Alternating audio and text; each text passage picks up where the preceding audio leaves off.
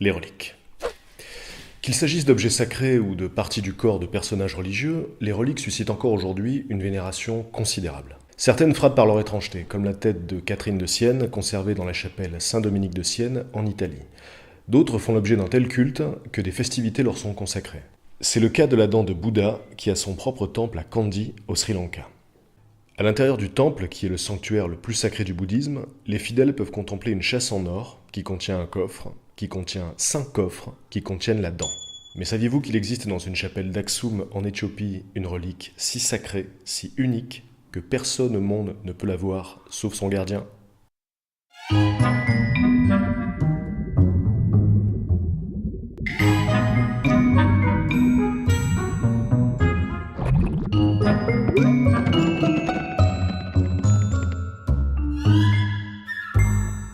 Alors, qu'est-ce qui se cache dans cette chapelle énigmatique ? D'après la légende, il s'agirait de la relique des reliques, l'artefact le plus sacré des 3 monothéismes, un trésor si extraordinaire qu'il a inspiré les premières aventures d'Indiana Jones. Quel est son nom ? L'Arche d'Alliance.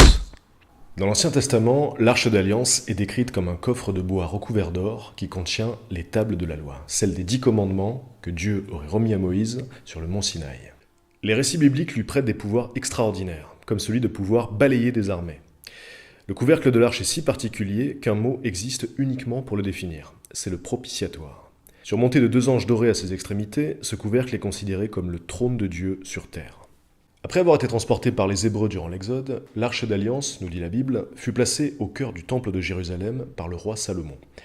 Et c'est à peu près à ce stade que l'arche est devenue l'arche perdue. En effet, après cet épisode, il semblerait que l'arche ait mystérieusement disparu. Certaines hypothèses avancent qu'elle aurait été cachée durant la destruction de Jérusalem par les Babyloniens.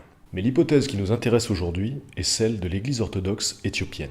D'après le Kebra Nagast, un manuscrit médiéval du XIVe siècle, le roi Salomon aurait eu un fils avec la reine de Saba, le prince Ménélik Ier. Celui-ci serait venu plus tard à Jérusalem et il aurait dérobé l'arche d'alliance à l'aide de 20 compagnons hébreux. L'arche aurait ensuite été rapportée en Éthiopie, où les Hébreux auraient établi la religion d'Israël. Cette légende, qui relate des faits vieux de 3000 ans, est notamment étayée par l'existence des Falachas, une très ancienne lignée de juifs noirs qui vivent dans le nord du pays. Vers l'an 300, après la christianisation de l'Éthiopie par le roi Ezana, l'arche d'alliance fut finalement apportée à Aksum. Et selon la tradition éthiopienne, elle y serait encore, dans la chapelle de l'église Sainte-Marie de Sion.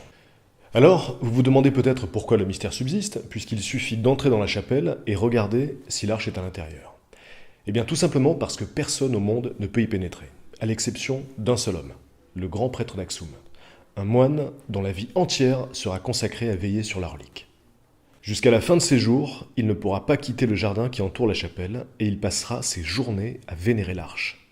Actuellement, l'homme à qui revient cette lourde tâche se nomme Abba Tesfa Mariam. Il est le 30e d'une longue lignée de gardiens sacrés et lui seul pourra nommer son successeur.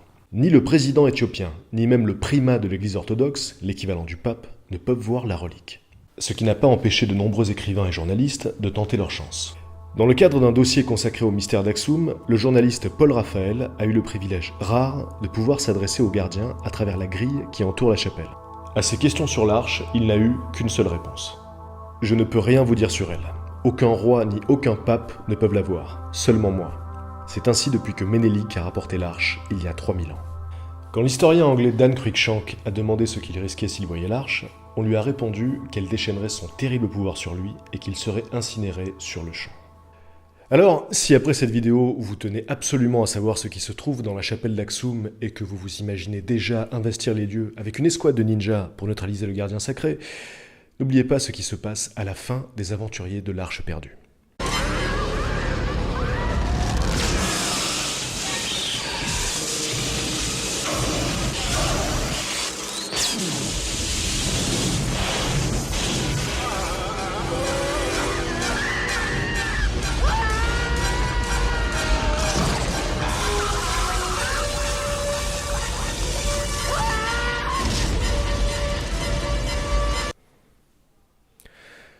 Il y a parfois des mystères qu'il vaut mieux garder entiers.